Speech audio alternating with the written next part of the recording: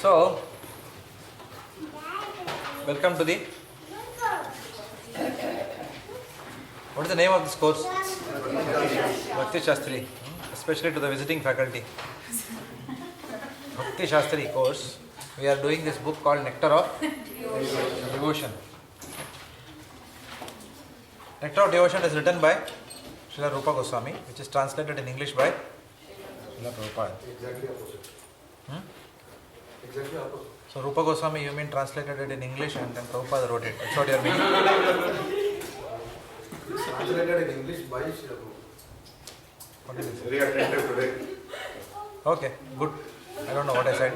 But yes, okay, let me repeat. It was written originally by Srila Rupa Goswami and then it was translated in English by Srila Prabhupada.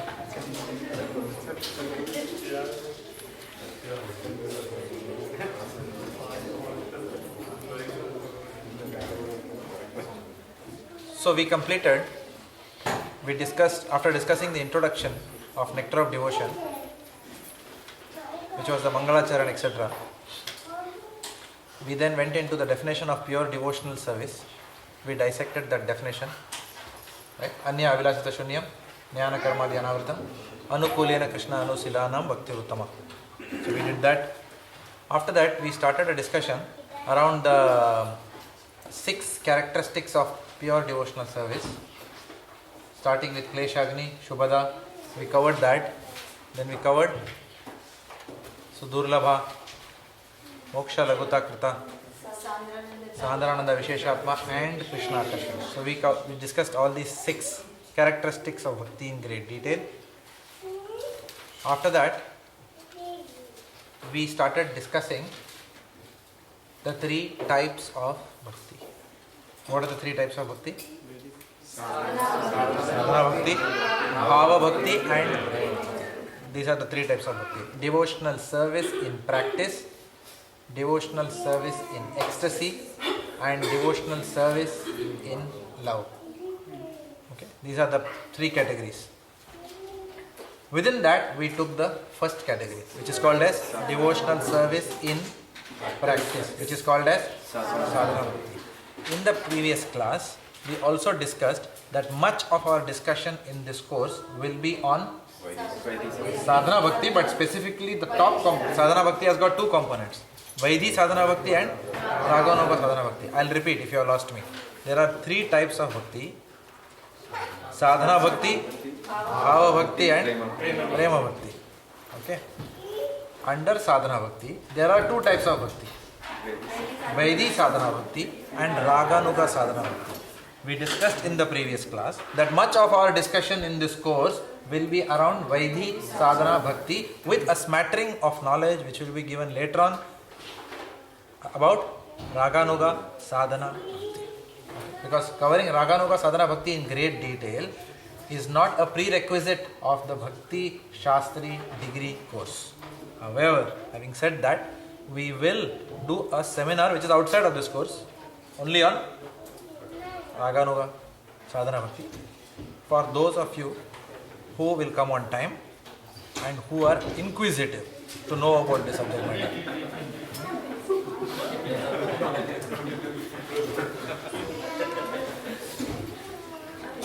Someone give him a seat. Huh? Just come in sannyasi robe. He has taken our instructions very seriously. Huh? He has taken our instructions very seriously. People are coming in different colors of shirts now. Yellow is banned. Yellow is banned.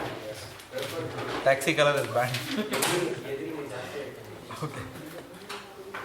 Alright. So therefore, we engaged in a discussion. We started the whole class by discussing what is Sadhana Bhakti. So you tell me what is Sadhana Bhakti. Engaging mind and senses. In what? Working hard in office? Then making more money? Service to Krishna.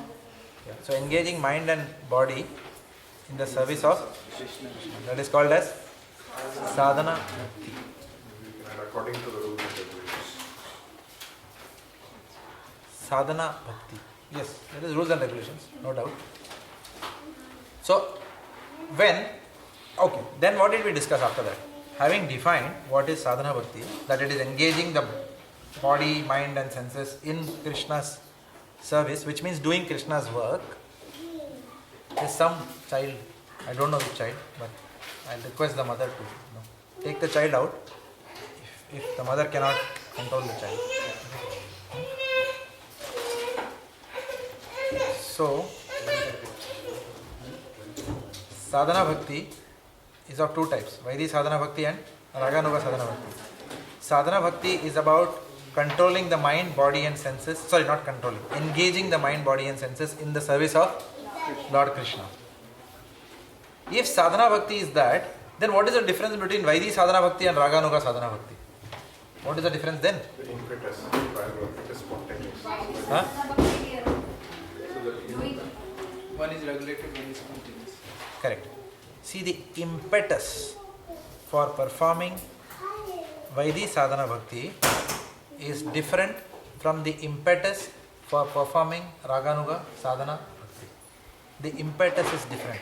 The driver is different in each of the cases. What is the driver for Vaidhi sadhana bhakti? Rules and regulations. Obedience to प्रभु जी माता जी को बोलो वो room में से देखने के लिए. Don't let her miss the class because of this. I know children are difficult. I have gone through that stage myself. So tell Mataji not to miss the class. We want her to hear the class. क्या बोल रहा था मैं?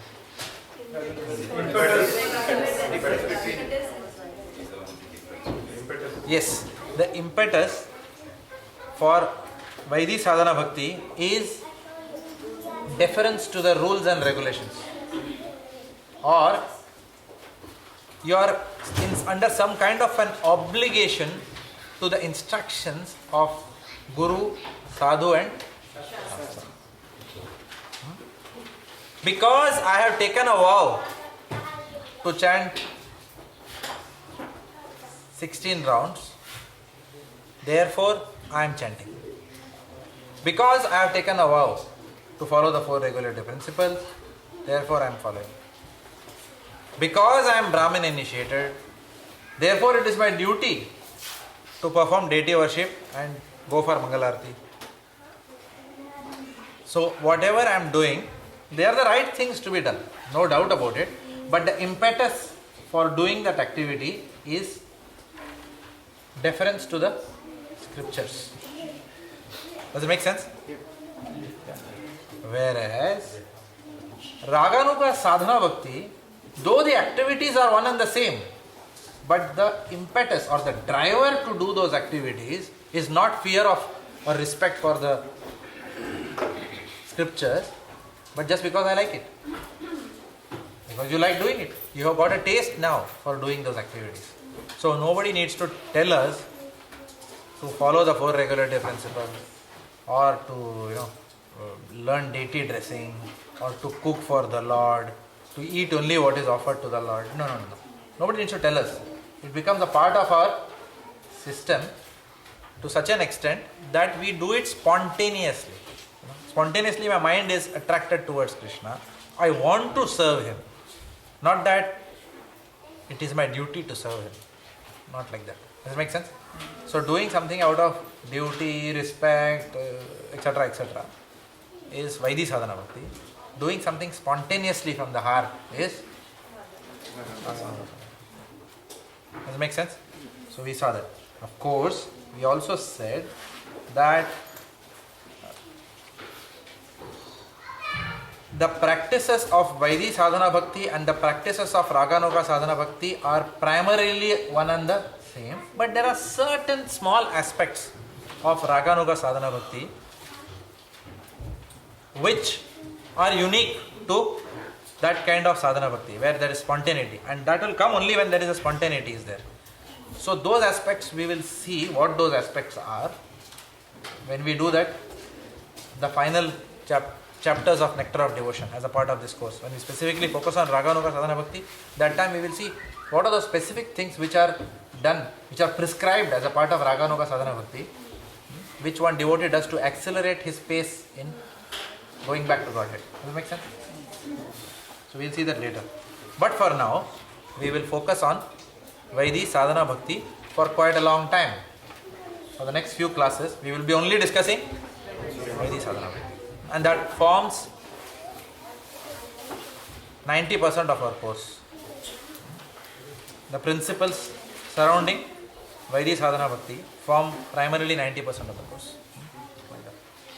We also saw that just because Vaidhi Sadhana Bhakti, the impetus for Vaidhi Sadhana Bhakti is not spontaneous attraction towards Krishna, doesn't mean we start denigrating the process of Vaidhi Sadhana Bhakti. We start looking down. Hey, ये तो Vaidhi Bhakta hai. Not like that. Does it make sense? Because we also saw that even in Vaidhi Sadhana Bhakti, the component of love is there. There's a loving exchange still going on there. We also saw examples that when we offer bhoga, yes, many times we do out of duty. Leti ko bhog lagaya kya? Lagata hu, abhi lagata hu. Namo Mada. Like that. But sometimes, even जब फुर्सत में रहते हैं, तब भी लगता है 80s लोग ने कुछ खाया नहीं यार, भोग लगाता है. Does it make sense? So that is the Raganuga inside you. That is Vaidhi only, but still you are doing out of love. We also saw towards the end of the class that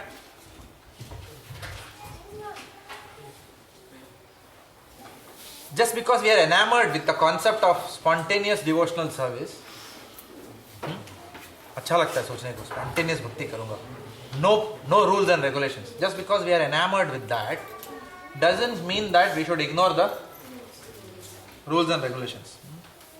Because these rules and regulations are the one that verily purify us.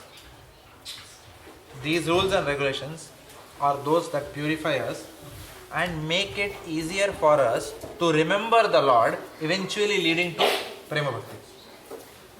ठीक है? तो आसमान को देख के सीढ़ियों का लात नहीं मारना चाहिए. That's what I'm saying. Don't see that, okay, and then kick the ladder is what will take you upstairs. So there is a lot of climbing that is required to be done in devotional service. So we should not look down upon rules and regulations. Yeah, listening to Bhaktivedanta Maharaj's lecture, he said that in Raganuga as well, there are rules and regulations, but you don't feel like there are rules and regulations. Correct, you're right. Which is what Sachin Prabhu told during the recap. He said that rules and regulations are common to both. But rules and regulations are not the driver for Raganuga Bhakti. They are there in Raganuga Bhakti, but they are not the driver. Driver is spontaneous love. Whereas for Vaidhi Sadhana Bhakti, they are drivers. But they are there. Does it make sense? That is where your Canadian friend was making a mistake. Correct. जो बाहर से आरती करता था. अच्छा वो वाला. हाँ. Yeah. प्रसाद लेके जाके गया. Correct. He wasn't following the rules and regulations. Offering only bhoga, doing anything on his own. Correct. So what is that verse? Na shastra vidhi mutsrijya vartate na sukham na param gatim.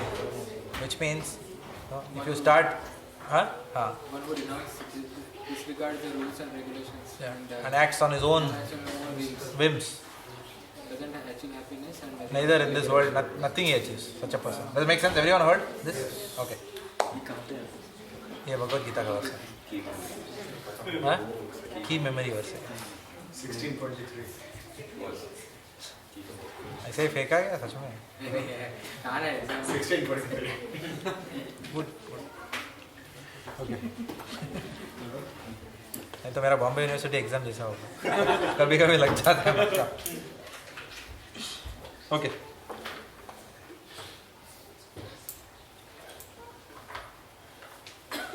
Okay, so today we'll go to the next chapter.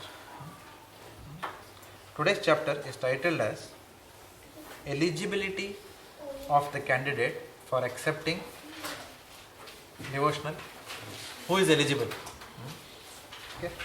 Or in other words, the basic qualification for practicing Bhakti, Vaidhi Sadhana Bhakti, the basic qualification.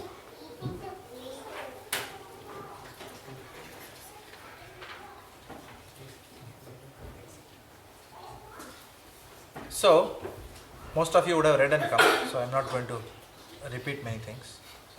Especially, I am sure you have read and come. Completely confident. Completely confident. You have read and come. I trust you. No, any time.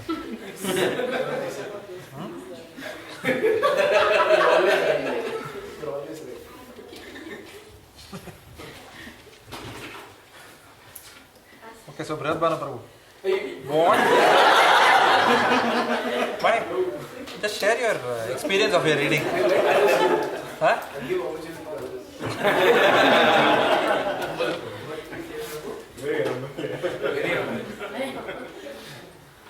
I will also give opportunities to others when I correct the paper.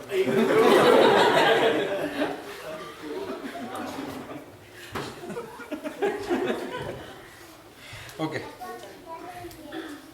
So what is the eligibility for entering sadhana bhakti? How many of you have read and know? Okay. Madhavanand Prabhu. What is it? Okay, the children have to be kept quiet again. Okay. Please ensure that they don't make noise, otherwise I can't concentrate. Madhavanand Prabhu, please. अरे यार नहीं, मजा नहीं आ रहा यार. कहाँ से आ रहा है आवाज? I can't concentrate. Yeah. You've already covered some part of it. There is no requirement or prerequisite for devotional service. Yeah. And the only qualification required is attraction, which we saw comes from the mercy of a devotee. Okay. So the only qualification for practicing devotional service is attraction. Pure, unalloyed attraction. Correct or no? Huh? No. I was just thinking, concentrate कर रहे हो या आप लोग? Not pure unalloyed attraction. Attraction. Some form of attraction. Krishna अच्छा लगता है. That's all.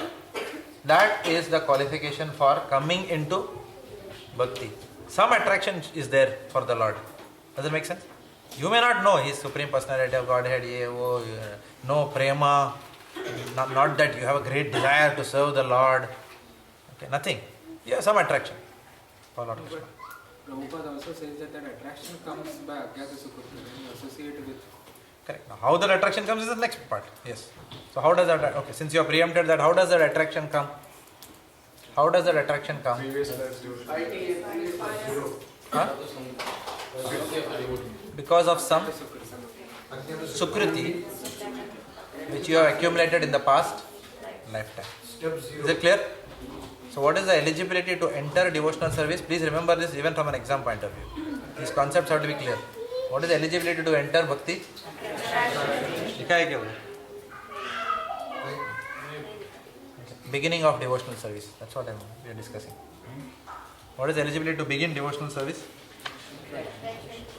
Attraction. And how does that attraction come about? Because of some past sukriti. How does that sukriti come about? By mercy of a devotee. Clear? Is this very clear? Okay. Now, if some attraction is the only qualification to enter bhakti, which will come by sukriti, which comes by mercy of a devotee, what about beginning kiya to bas ho gaya bhakti mein? Only beginning is good enough? No. The next step is to advance in devotional service. So yes, we don't need knowledge and detachment to begin bhakti. Suppose someone comes to, हमको भी आना है, अच्छा लगता है, हम भी आ सकते हैं क्या मंदिर में? नहीं, आपको पहला भगवद गीता का वर्ष पूरा बायात करना पड़ेगा, फिर मंदिर में आ सकते हो. Is this a qualification? No. Anybody is welcome. Right? जो होश में है, जो होश में नहीं है, everyone can come. Correct? Correct, no? That is how Prabhupada started the movement, isn't it? Half of the people जो होश में नहीं थे. Correct. So the only thing is that they had some attraction for Lord. Of course, they had attraction for Swamiji also, who was Prabhupada. Many of them are simply attracted to Prabhupada. Okay? And which is not different from being attracted to the Lord, because Sakshat Dharitvena, the Guru is representative of Krishna. Like that. So we don't need knowledge nor we need any detachment to enter bhakti. Someone says, मैं आ सकता हूँ क्या? But I am drinking. I haven't got over my drinking habit. Can I come to the temple? What do you say? Yes. आ जाओ भाई, कहाँ थे इतना दिन? Come. Can I continue drinking after coming to the temple also? Yes or no? Yes. How many say no?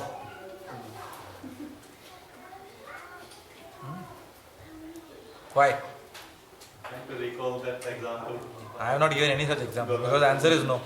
So Prabhuji, I think the example Krishna was is as well that whether you can continue drinking while you're coming to temple, answer is no. But if somebody asks, I'm drinking, can I come to temple? Answer is yes. Okay, very good. Okay, that's another viewpoint. That's good. Okay. So okay. What I was meaning from a different angle. Nobody is debarred from the process of bhakti. So even if a person, what is that?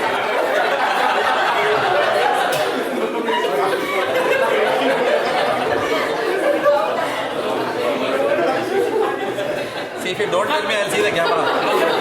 I'll hear the recording. So you won't tell me. Huh? Focus the camera on. I'll give some commentary so the whole world can know. No. You tell me, otherwise I'll focus. And then I'll tell something on the camera about you, to the whole world. Okay. So, knowledge and detachment is not a prerequisite for entering the process of bhakti.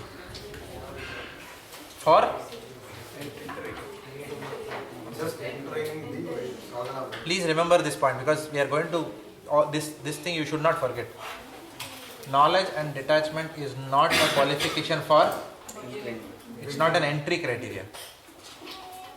But for advancement, what do you think? Yes. Where is it said in the Shastras?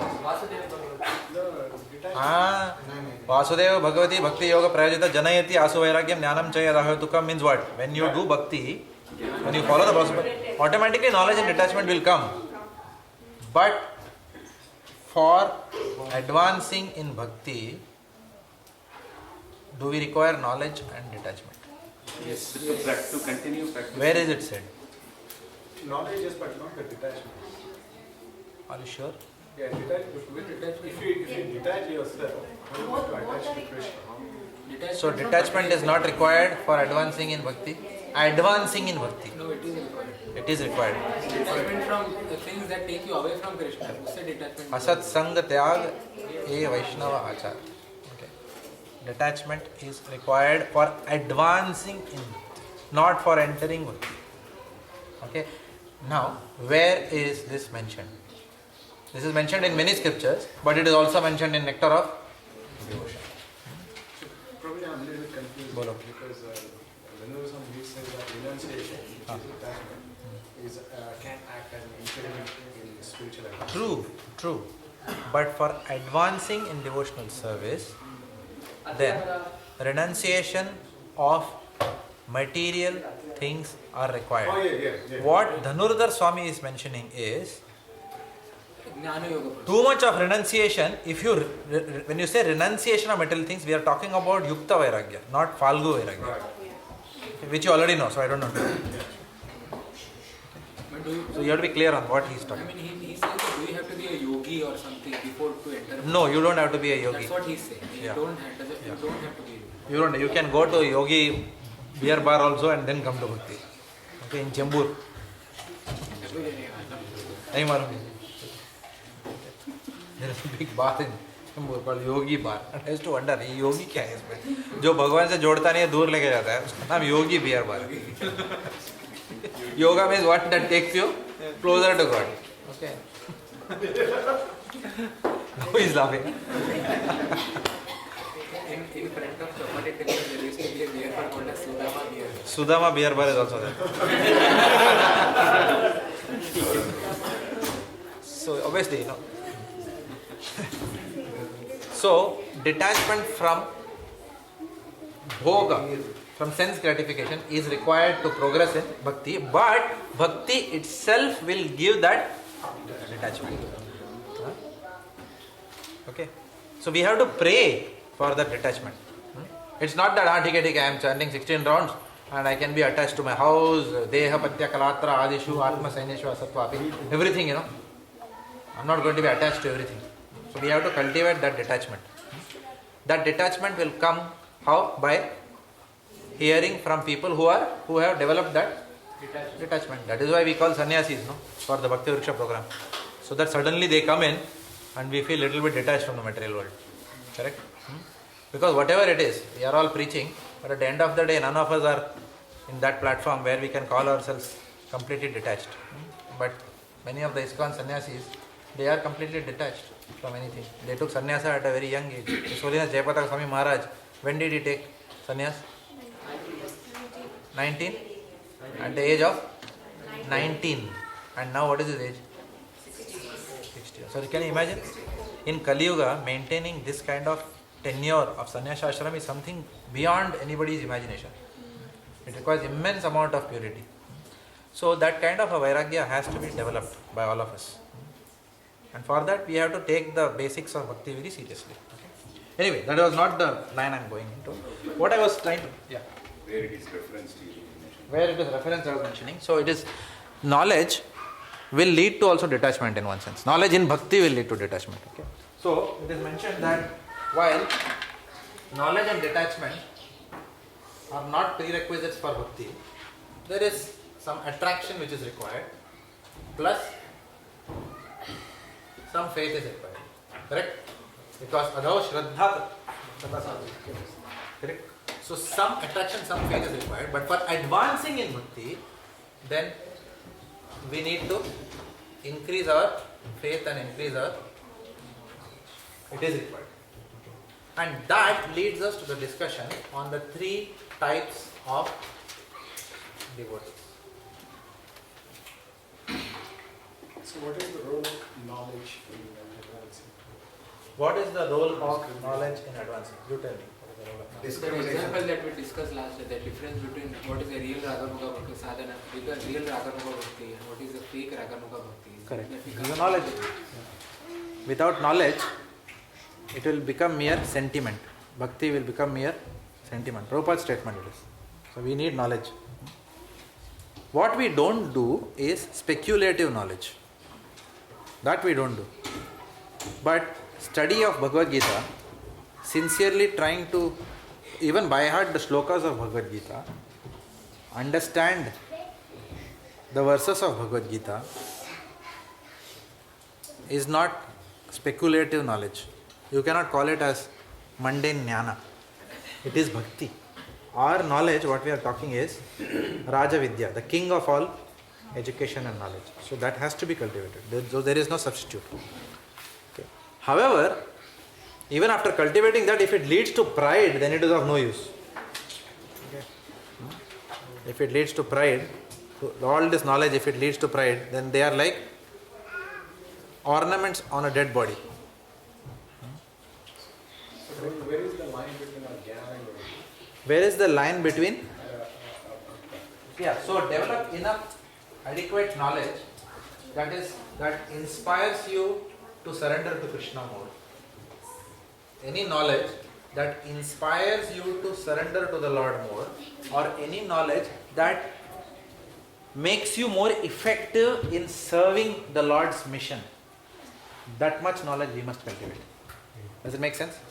That knowledge which is required to be more effective in being a servant of the Lord, if you cultivate, nothing wrong. But same knowledge, for that knowledge which you cultivate, not with a desire to please the Lord, but just maybe for your own, for showing off. I have this much of knowledge. For example, reading lot of books, it's written in Nectar of Devotion, just to be able to give an excellent class and earn the applause of the audience. What is this knowledge? Is it required? No. Correct? Because it is completely taking you away from focusing on the Lord. I am becoming more me conscious rather than Krishna conscious. Is this absolutely clear? So whenever we say development of knowledge, we are talking about that knowledge which will make us love Krishna more, be more effective as a servant of the servant. We are talking about that knowledge. And it depends. If your primary area of worship, all of us will have our different primary areas of worship. So if our primary area, so for some people, your primary service will be probably deity worship. For some of you, your primary service may be cooking. Okay. So that knowledge which will help you cook tastier prasadam for the Lord, cook more efficiently, which means with less. For example, if you have to know how much of, I don't know much about the kitchen, so don't laugh at me. So, क्या बोलते हैं? SIM में रखने का या medium, तीन होता है ना? फ्लेम थोड़ा सा रखने का, ज़्यादा रखने का, उससे ज़्यादा रखने का, you know. So I don't know. Okay, getting caught in kitchen now. This is the wrong example. But what I'm saying is, let's say you are the kitchen in charge in the temple. So one of the duties which you will have is to save Krishna's money. So if you are developing knowledge about how to reduce fuel consumption and save Krishna's valuable money, then that knowledge is important or not important? Important. So if you go wherever, you go to Harvard University and learn that and come back, it doesn't matter. You are still doing bhakti yoga only. This is very important to understand. That knowledge never becomes mundane. Okay? Because that is your service. So if that is your main service in your life, you better focus on that. If your main service is making garland for the Lord, then you become so competent at that the Lord is served in the best possible manner. If your service is frontline preaching and teaching and education, then you become expert at doing that service, because that is your service. Okay? Does it make sense or not? Yeah. So knowledge simply doesn't mean just Sanskrit verses, etc., etc. If your service is counseling, then you become expert at counseling skills. You develop those skills. There are three things which are important to develop: knowledge, skills, and sorry for you, it may be repetition. Values. Three things are important: knowledge, skills, values. These three things have to be developed to become more effective as a devotee and in our services. Knowledge is what you know. Knowledge is what you know. Skills is what you can do. Knowledge is what you know. Skills is what you can do. And values is what you are. Does it make sense? What you know, what you can do, and what you are. Some people may be high on these two quotients. Knowledge and skills. Very nice. All certifications are there. Bhakti Sastri, Bhakti Vaibhav, Bhaktivedanta, Bhakti Sarvabhauma. Skills bhi rahega bahut. Excellent kirtaning skills, excellent cooking skills. But values like that. Okay. Some people may be very high on values, but may not have knowledge. So they will be ineffective. If you are only high on values, no, I'll be honest, I cannot cook. Can you do garland service? I'll be honest, I can't do garland service. I am very, I don't know anything. So, no, na phir. Okay, so Prabhupada, someone said, Prabhupada very, very fallen. No, don't remain like that. Prabhupada said. Okay, so therefore, all these things have to be balanced. Knowledge, skills and values. Okay. Too much skills without knowledge, what will happen? Pride will come. So these three things have to be in place. Knowledge, skills and values. To know, to be able to do, and to be. Both, all three things are important. Okay. Now, Prabhupada takes, specifically, Rupa Goswami takes two aspects: faith and knowledge. These two things have to be cultivated for us to advance in the process of bhakti. To enter, we need a smattering of faith, little bit, thoda sa. But to advance, we will need to improve our faith. To advance, we will need to improve our knowledge. Because we can advance only to the extent we serve. We can serve properly only to the extent we develop our knowledge about that service. And we become adept at doing that service. Does it make sense? Okay. Where is Subiksha Mother? She's sitting there. Okay. I saw her in a... So I hope she's got a chair, no? Yeah. Okay.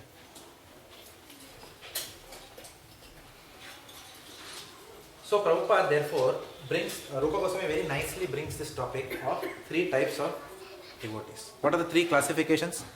Third class devotee, second class devotee and first class devotee. What parameters do you differentiate these three categories of devotees on? On two parameters. Faith and knowledge. So that decides the advancement of a devotee now. आ गए सब लोग, कनिष्ठ भी आ गया, मध्यमा भी आ गया, उत्तम, सब लोग हैं भक्ति में. Now what differentiates? No? All three, initially you don't know, everyone has come into bhakti. But still, over a period of time, you will find gradations like that. Over a period of time. Okay? So faith and knowledge. So, Rupa Goswami says, first we talk about the characteristics of a third class devotee. Who is called as Kanishta Adhikari. Kanishta Adhikari means person jo naya naya hai. Okay. Of course, just because the person is come new into Krishna consciousness doesn't automatically, make him a Kanishta Adhikari in one sense. Because some people, right from the time they come, they are in very advanced consciousness. Like when Gaur Govind Swami Maharaj met Srila Prabhupada for the first time in ISKCON, Prabhupada looked at him and said, take sannyas. Because Prabhupada identified him as a Mahan. Like that. So it's not that itna salu hai tera bhakti mein. It's not like that. No. Correct. It is about the consciousness. It is about the faith and the knowledge of the devotee. So if a person comes in with high faith and high degree of knowledge from previous, so you don't have to necessarily call him so. Okay.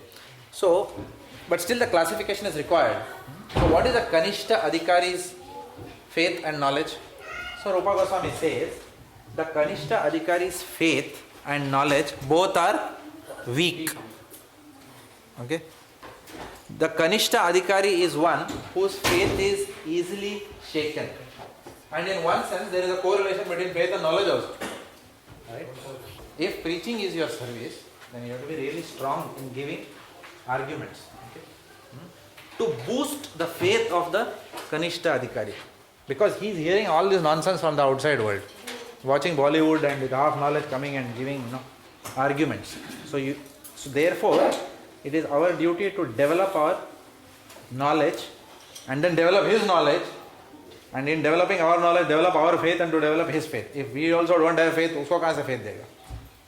हाँ, मैं भी यही सोच रहा था, bone cancer क्यों हो रहा है? कभी कभी मेरे दिल में ख्याल आता है. So that is not the way. So we have to be strong. Otherwise, he will चूना लगा के चला जाएगा. हम भी बैठ जाएंगे. So this is Kanishta Adhikari.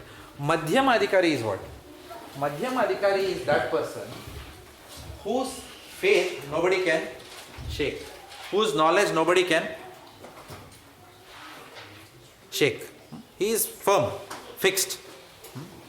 But a Madhyama Adhikari, because he is not very strongly knowledgeable in the scriptures, such a person cannot refute the argument of someone. But at least he will not hear from that person and lose his faith also. At least he is not on that stage. Are you with me? A Kanishta Adhikari is one because he has poor knowledge. His faith itself is shaken by a non-devotee.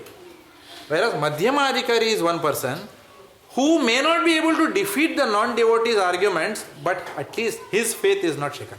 मतलब कबड्डी करके हाँ कबड्डी मतलब मैं भी out नहीं हुआ, मैं तेरे को आउट नहीं किया लेकिन मैं आउट नहीं हुआ. Does it make sense? That is Madhyama Adhikari. Okay, Kanishta Adhikari means इधर जाके उधर सब लोग ने घेर लिया वापस. Never came to the temple after that. Whereas Madhyama Adhikari is a person who goes to the line and then ठीक है भाई मैं तेरे को आउट नहीं कर पाया, लेकिन मैं तो चला वापस मंदिर. मेरे को पता है मैं क्या कर रहा हूँ. This is मध्यम अधिकारी. I'm making it simple. Maybe I'm not explaining it professionally, शास्त्रिकली, but this is a simple way. उत्तम अधिकारी is कबड्डी कबड्डी कबड्डी कबड्डी आउट, आजा बेटा, कबड्डी कबड्डी आओ, एक खिला मैं नहीं आऊँगा, like that. This is what Prabhupada did. He brought the people who were the most fallen people, from hippies to sannyasis, some people, like that. So to that extent you can change, you can bring a revolution in the life of a person, from a bohemian lifestyle to a lifestyle which is of a sannyasi. Now, kitna difference hai, wide gulf of difference between both, like that. So this is called as Uttamadhikari, who can go, tremendous faith in Krishna, tremendous amount of knowledge, can defeat any philosophy. And Prabhupada's wit was not just because Prabhupada was a witty person. Prabhupada's wit came from his intense realizations. Otherwise you can imagine, no, some of the spontaneous answers he used to give. Why are you sitting? You are calling yourself so simple. Why are you sitting? Why don't you sit under a tree and then preach? Why do you want Bhaktivedanta manor in England? Prabhupada said, what did he say immediately? He said that I can sit under a tree and preach, but will you come if I preach under a tree? तुमको भक्तिवेदांत महाराज ने बुलाएगा तो आएगा. किधर है मंदिर, बड़ा है क्या, प्रसाद मिलेगा क्या, तुमको वो सब चाहिए, इसके लिए मैं मंदिर बनाया, तुम पेड़ के नीचे आएगा मेरे पास. So this is spontaneous replies of Prabhupada, because of intense realization, like that. So as devotees we must become expert in being able to refute arguments posed by other people who are inimical to the Lord. Okay? And that knowledge is not that jnana. That knowledge we must have. Okay? So there are three types of devotees which are mentioned. Now, so what did we learn? For beginning devotional service, some amount of faith, thoda sa attraction, काफी है.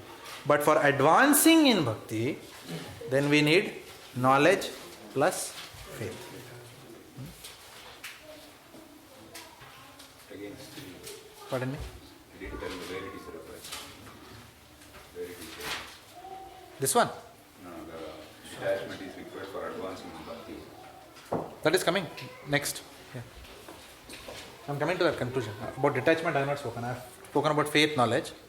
But finally Rupa Goswami is concluding. There are three things. One is beginning bhakti. But since you have asked, I will preempt. Okay? Beginning of bhakti, then advancing in bhakti, and practicing bhakti. For practicing bhakti, then Rupa Goswami says that one needs liberation from the bodily concept of life. Realization that ultimately we have to abandon all material desires and endeavor only to please Krishna. This is called as Yukta Vairagya. Abandon all material desires. So there is beginning, there is practice, there is advancement. Beginning devotional service, practicing devotional service, and advancing in devotional service. Okay. Now Rupa Goswami brings another interesting point in the book. He is now talked about the three classifications of devotees: Kanishta, Madhyama, and Uttama. Now he is giving examples of 4 devotees, and he is throwing a question to us. In one sense, are these devotees having the basic qualification for entering bhakti? First example, Dhruva Maharaj. What do you think? Was he apply the principles? Who is qualified, eligible to enter the realm of devotional service? One who has some attraction for Krishna. Dhruva Maharaj. Later on, yes. To begin with, So, Artha, Artharthi, Jigyasu and Jnani. We saw that in Bhakti Sastri in Bhagavad Gita when we studied. 4 types of people approach me. One who is distressed. One who wants something, money, right? One who is inquisitive and one who is wise. 4 types of people approach. 4 types of pious people approach me, he says. Artha, Artharthi, Jigyasu, Jnana. People who are in distress, people who want materially something, inquisitive and wise. Okay. So, Rupa Goswami brings that here very nicely. He says, Dhruva Maharaj is an example of someone who wanted something. What do you call it? He wanted a kingdom which is larger than his father's. It's a different issue. Both Artha and Artha. He was in distress as well. His mother was in distress. If you read the purport carefully, you will find his mother was not. Yeah, in one sense, yes. His mother felt sorry for him. Huh? He was distressed. We cannot say he was not distressed, but he was more in that mood of revolution. I want this. A distressed person is like, is helpless. But Dhruva Maharaj was angry in one sense. He was upset. A slightly different in mood. Gajendra is a good example, yes, of distress. Because the elephant's leg is in the crocodile mouth. Okay, so that is real distress. Like that. Who is the crocodile for us? Okay. Practical level, Monday morning.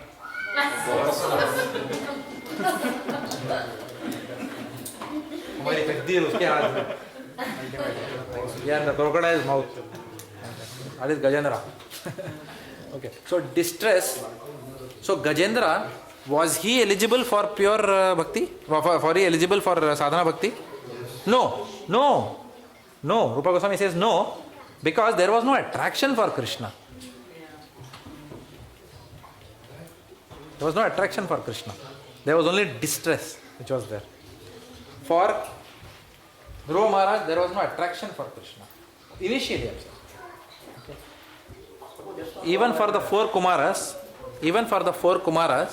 there was no attraction for Krishna. Why? Who were the Kumaras? Brahmavadis. Kumaras were Brahmavadis. So when they went into from Brahman, they saw Vaikuntha.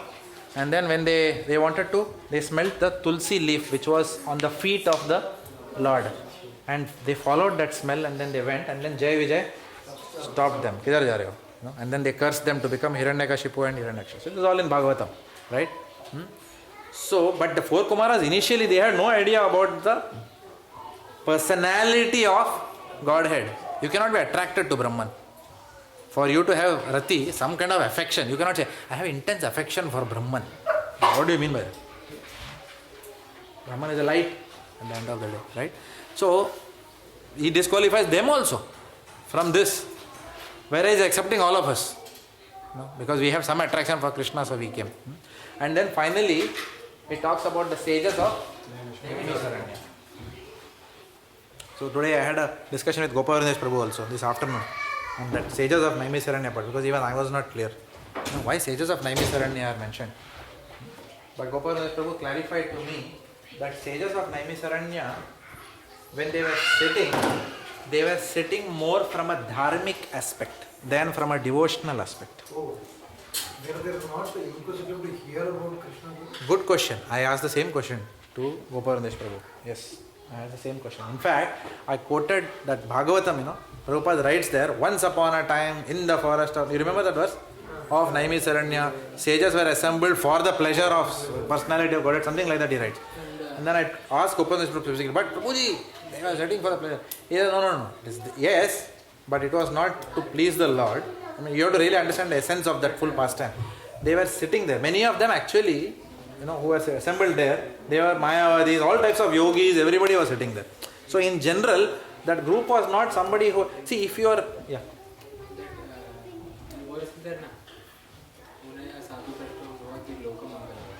Okay.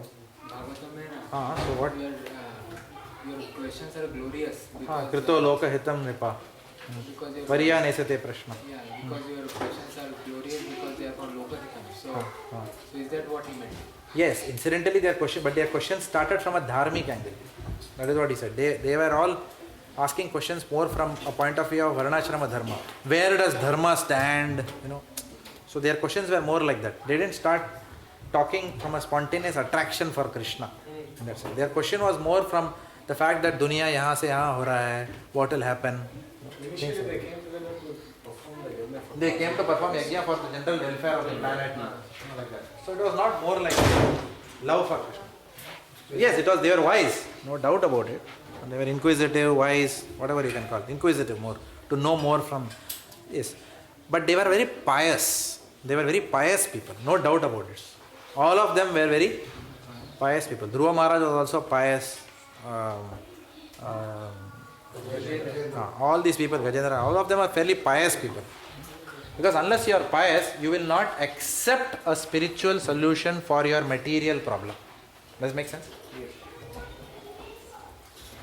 Okay. So Rupa Goswami very nicely brings the dimension of piety. He says, piety helps. Piety helps in that sense that piety will eventually bring you to a devotee who will eventually give you that shukruti to start qualifying to enter Bhakti. Does it make sense? That is what that step 0 is. So piety se yeah. But piety in itself cannot give you bhakti. Janma koti shukruti na labhyate. Simple material piety will not automatically lead you to bhakti. But if you are pious, there is a higher probability that you will meet a saintly person because you are pious. The saintly person will give some shukruti to you, and through that shukruti you will develop some attraction for the Lord, and because of some attraction you will start practicing Krishna consciousness. Clear? No, Prabhu, I'm confused, sorry. Confused? Because Very confused. the way I understood it, see, Chaturveda Vadantevam Jana Sukritano Arjuna. So Sukritano, piety, the material piety is punya, right? But here Krishna says Sukrito, and this is the Sukriti that we are talking about. So we are saying for somebody to come to devotional service, the only qualification required is attraction. And attraction comes from previous Sukriti. So this case, the Chaturveda Vadantevam, they have already come, they have already done the Sukriti. That's why they are Sukritano. They are not punya. So, you have to understand the reference point in which that discussion is happening. Rupa Goswami, Prabhupada, is writing from the reference point after the pastime of Gajendra's surrender. Rupa Goswami is writing from the reference point of before Gajendra's surrender, before Dhruva Maharaj's surrender. Does it make sense? Yeah, and If you see it from the angle of after their surrender, what your argument is correct. If you see it from the angle of before their surrender, then this argument is what Rupa Goswami is putting. That's why you have to understand it carefully. before the surrender, they already had attraction for Krishna, correct? No. Why did he call for Narayan? So, but then what is Before, when he left his father's kingdom, Dhruva Maharaj, Gajendra, when he was in pain, why did he call for Narayan? He could have called for anybody. because he wanted to savior, he wanted a savior. But he knew that Narayan is previous a attraction कहाँ था? attraction नहीं होगा तो बुला क्यों भाई? क्यों? You can still call, hey Parvatigara, bachao. And if you see the words which he used, you know what? You see the word which he used. He didn't say Krishna. He called. If I remember, you remember that discussion which we had, Dineshwar Prabhu? The way he called the Lord Prabhupada was, we studied something around that. Can you recall the discussion? You remember? He called in a particular way the Lord. So Lord did not come in a Swayam Roop because of that. In Gajendra first time. I can't recollect that exactly. Maybe I'll tell you in the next class. But there was no attraction for Krishna. But Prabhu, he was a devotee in his previous life. Gajendra was a devotee in his previous Now, even if Gajendra was a devotee in his previous life, please understand there is Leela and then there is Tattva. We are having a Tattva discussion. That's why you have to really be clear when you understand Tattva discussions. In Tattva, that is not. In Tattva, then that means if you say, Prabhu, Hiranyakashipu ko to puja karna chahiye. वो तो देव विजय था यार, pure servant है. पूजा करेंगे हिरण्यकशिपु का मंदिर रखें. Because there is Leela and then there is Tattva. So do not confuse between Leela and Tattva. ठीक है? So does it mean that we are greater than Dhruva Maharaj and all this? This is neither Leela nor Tattva.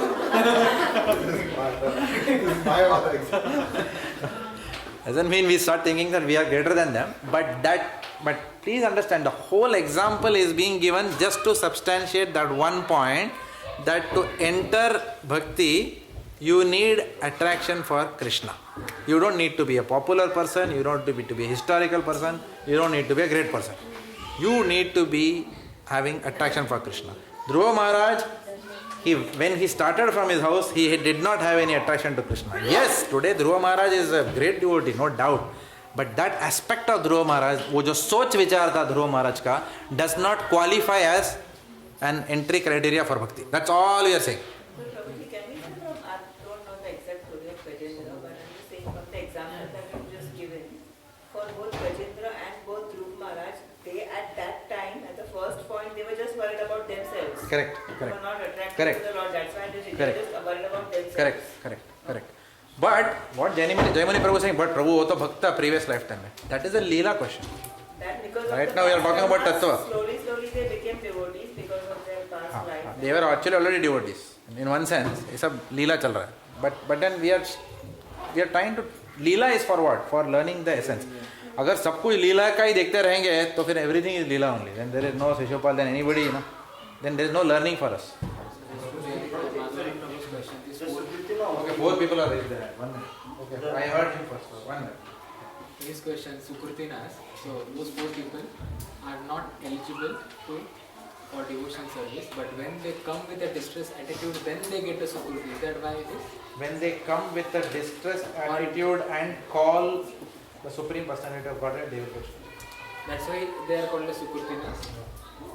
So you understand Because at least they are taking shelter of the Supreme Personality. Okay. So that Sukriti starts. But attraction nahi tha. That's why Rupa Goswami is saying that initially those 4 people are not eligible, but जब आए तो Sukriti develop होगा. But it's not possible. देखो ना, for example, sages of Naimisarana, they came in touch with Sutta Goswami. But we have just said that this is not possible. See, for the 4 types, it is not possible for them to come to devotional service unless they have done something. So here we are saying they will come and get the Sukriti.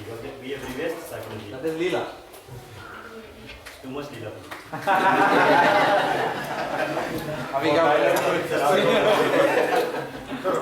Just like how Prabhupada. You have to ask Bhagwan. जरा ज़्यादा नहीं हुआ लीला. It's almost asking like that kind of a question. अभी है लीला. This is a Leela. No, is it one way to understand like how Prabhupada said, you have no qualification, but I created the qualification. But Dhruva Maharaj could be the Narmuni created the qualification. That is speculation. It could be, I don't know. It should be, it could have been. It's a wish list and speculations. ठीक है. So let us do one thing. We'll end this conversation. All of you have understood the point. We need some attraction. Okay? If you don't have that attraction can come because of meeting a pure devotee and developing Shukriti. If you have piety, you have a chance that you will meet a pure devotee and get a Shukriti. That is the link. Full stop. Bada wala full stop.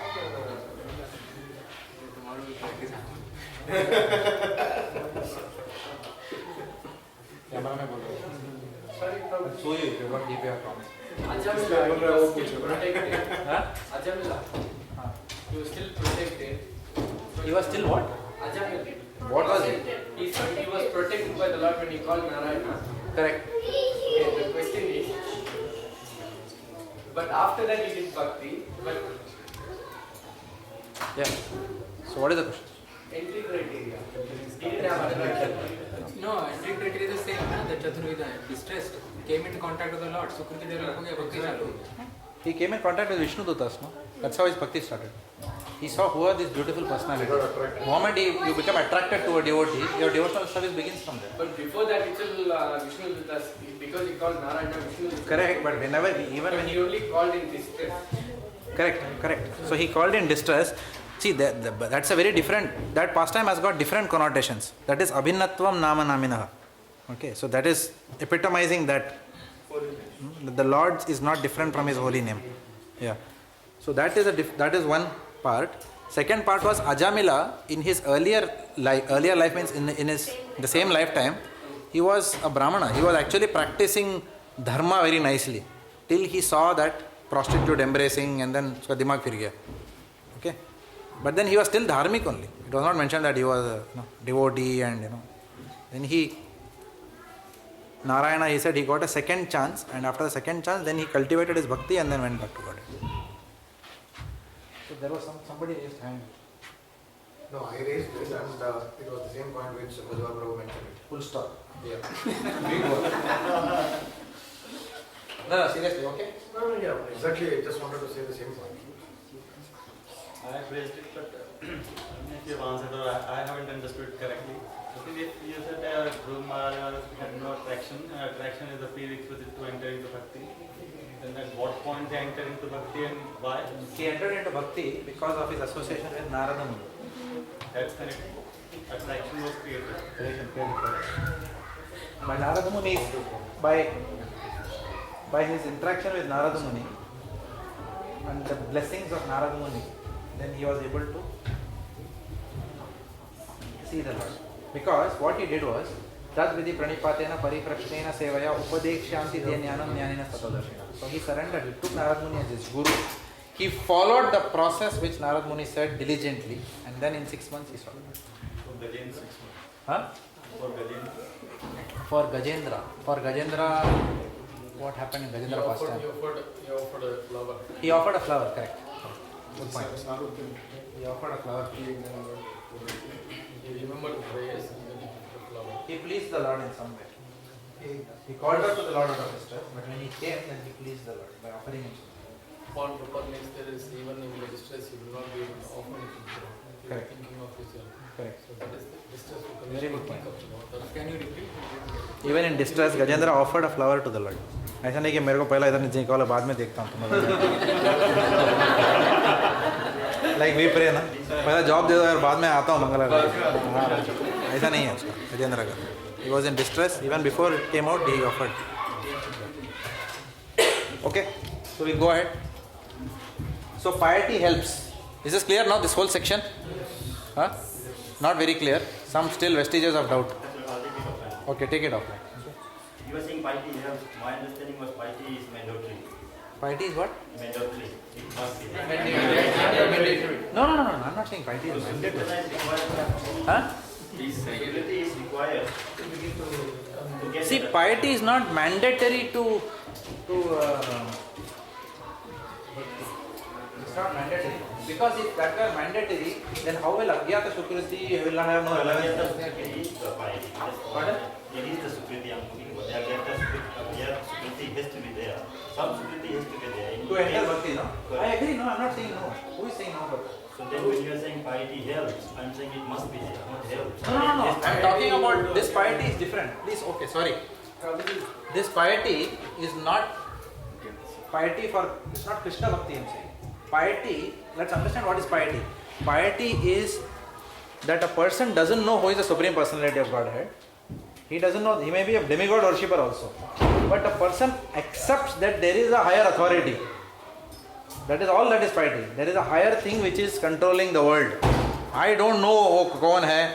I don't even know what is the process, goal. मुझे कुछ नहीं पता है मुझे लेकिन इतना विश्वास है कि there is somebody higher. I am not an atheist or an agnostic. Pardon? That's faith to me. No, that is faith. But in that faith, when you go to even a demigod temple and you pray, then that is piety. Where you have the concept of praying to someone, that is called as piety. Does it make sense? So somebody may not pray, but still he may have good karma, punya. So he may reap material benefits. He may not have faith in. Yeah, that person. Yeah. But his faith may not be there. He may have piety, but reap benefit of material benefits. This piety we are talking about is faith in a higher authority. Madhavanand Prabhu is correct. It is faith, but faith in some form of a higher authority. But we may not have knowledge of Sambandha, Abhideya and Prayodhana. Bhaktivedanta Swami actually says that piety is spiritual piety. Which one? That we perform bhakti in the last life. Correct, no, we are not saying no to that.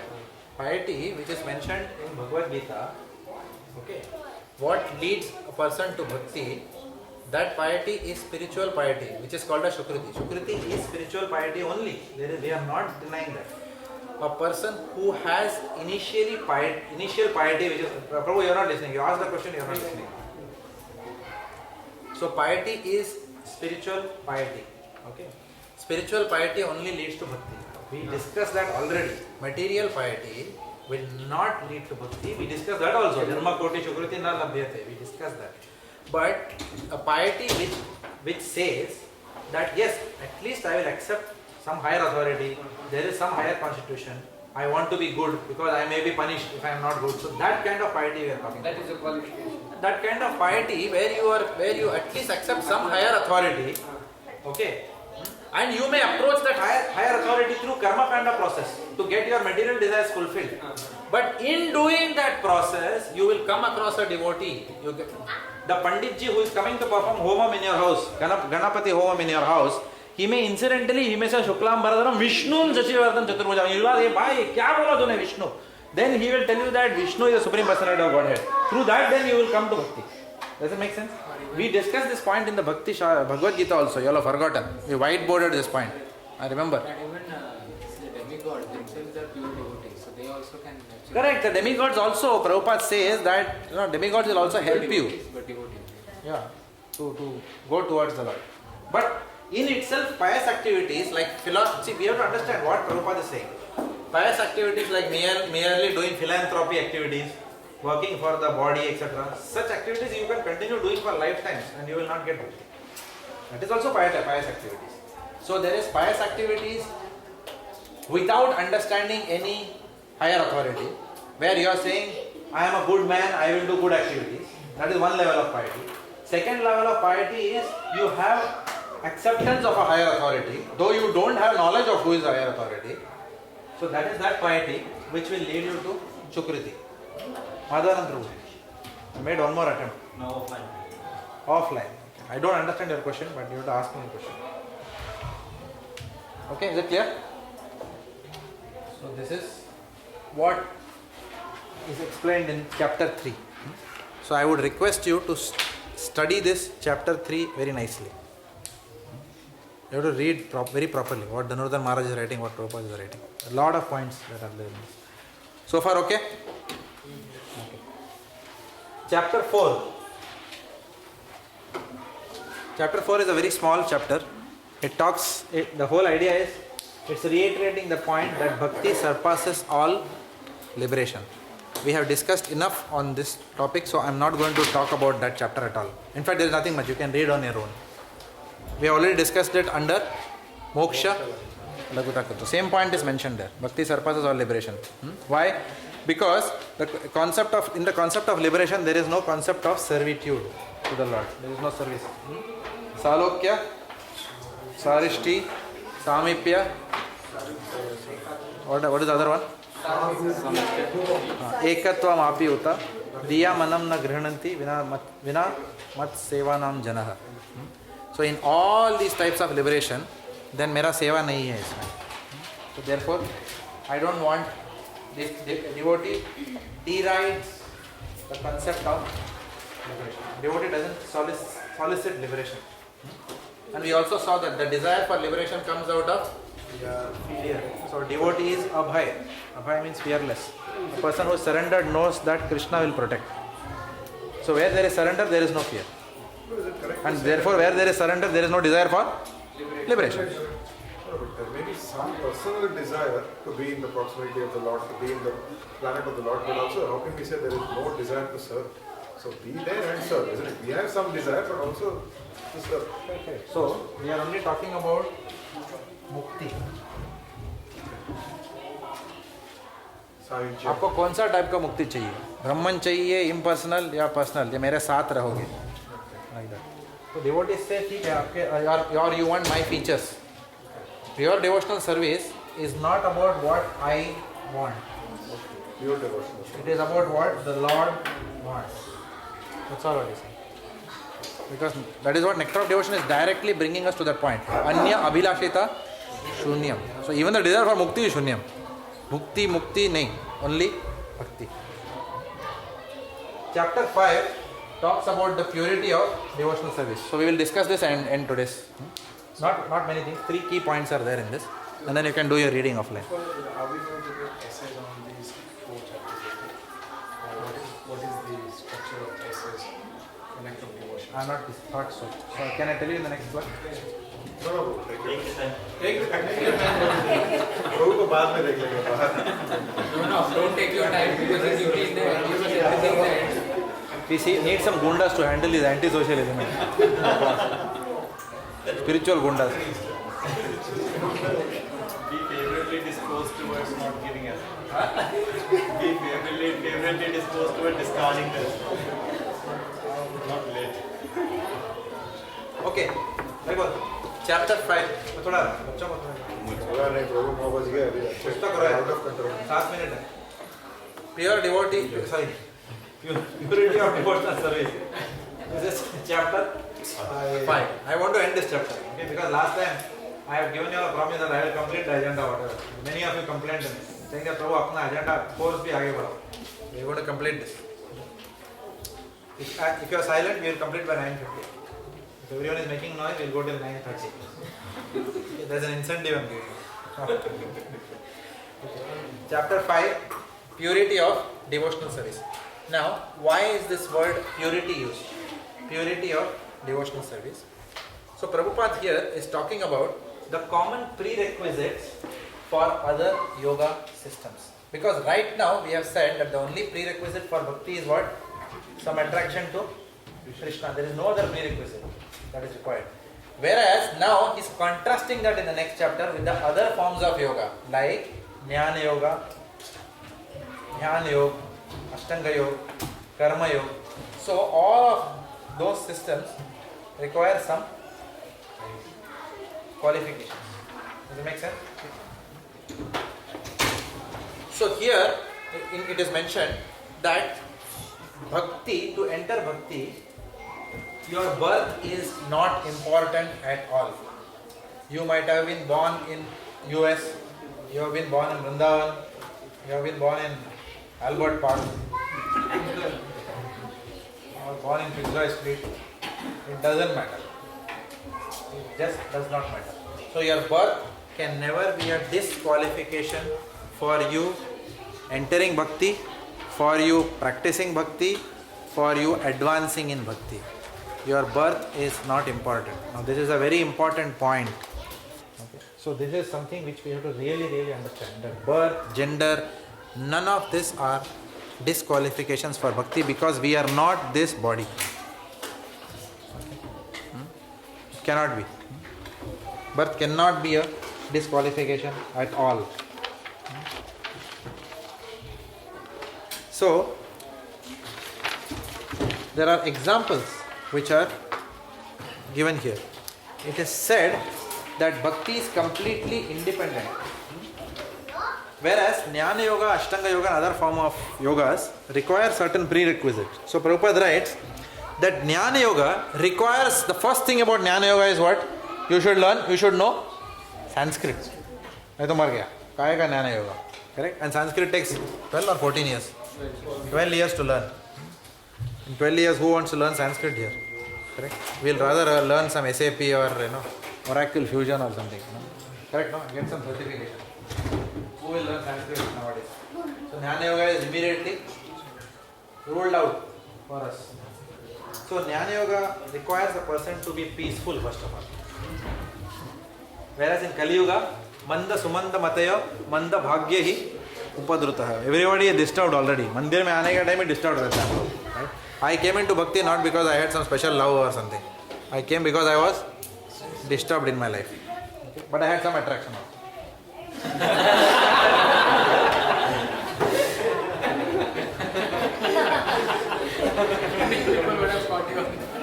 मतलब है मेरे को ना वो देख रहा है उधर से उसका नजर में उसका सवाल है Jnana Yoga requires you to be peaceful and to have a renounced disposition. You know what's a renounced disposition? मतलब साधु type person. ज़्यादा झंझट नहीं, झमेला नहीं ऐसा. पुन तो वांदा वाला लोग हैं. Right from the time we come in bhakti, we have come through घाट का दूध पी के आए हैं. Correct? So Jnana Yoga is not suitable for all of us. In fact, one of the reasons we came to Bhakti is we are fed up with this whole university education and what it's given us. So, whereas Jnana Yoga requires peaceful, renounced disposition and a highly developed intellect. Intellect has to be highly developed. Okay, एक और minute. Ashtanga Yoga also has got rigid prerequisites. And it is mentioned, such prerequisites which only a sannyasi can even begin to meet. The first thing about Ashtanga Yoga is what? You have to first leave your home. Moment we tell someone in the welcome to the Bhakti Workshop program, हम आपको अष्टांग योग बताएंगे. Step number 1, आपको घर छोड़ना पड़ेगा. बोलेगा पहला मैं आपका घर छोड़ रहा हूँ, अगला बार मैं आऊँगा. So Ashtanga Yoga is obviously, moment you tell this to people, कौन करेगा? कोई नहीं करेगा. Then you said उधर जाके पूसा मैट में बैठना पड़ेगा. बोलेगा वो कहाँ बाजार में मिलता है, लोही बाजार. So Jnana Yoga, Ashtanga Yoga will not work. Kali Yoga requires paraphernalia, brahmanas, kala, desha, arha, vastutah. Sarvam karoti nischidram anusankirtanam tava. So Karma Yoga requires, that's the verse which we are biting in his car. So Karma Yoga requires you to have pure paraphernalia, competent brahmanas, which you will not get nowadays. Nowhere you will get.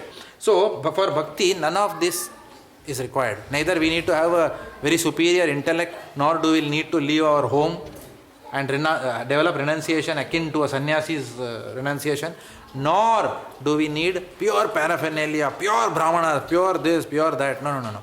With all imperfections, if the bhakti is there in the heart, the Lord accepts. Patram pushpam phalam toyam yome bhaktya prayachati. Tad aham bhakti upahritam asnami prayatatmanaha. 2 bar bhakti word आता है. So it's only, Krishna is bhavagrahi. He will only accept the devotion inside the heart of a person and he will ignore all other imperfections. Srila Prabhupada ki jai.